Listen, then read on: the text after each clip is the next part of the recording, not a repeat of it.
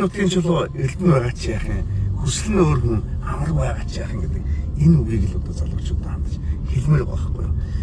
Сүүлийн үед яг та миний хувьд бэлгэлийн гэрээтэй холбоотой хэд хэдэн рил хийгээд эхлэнгүүд өксөн юм буцаагаад авчулна гэд хэлсэн чинь маш олон улсууд залгаж байгаа байхгүй юу. Би тэрнтэй тэгээд энэтэй ингээд тэгээд өксөн юм буцааж авсан юм би тэр үйлхэ байсан юм уу нууцсан юм байсан юм хачаач юм ээ.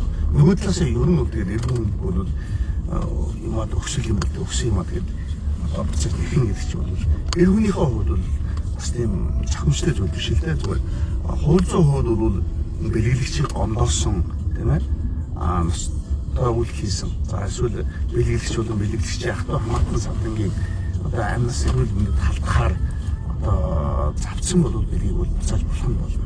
Тэгэхээр бол ер нь анхнаасаа л одоо энэ үйл бодож явах хэрэгтэй гэж би хэлэх гэсэн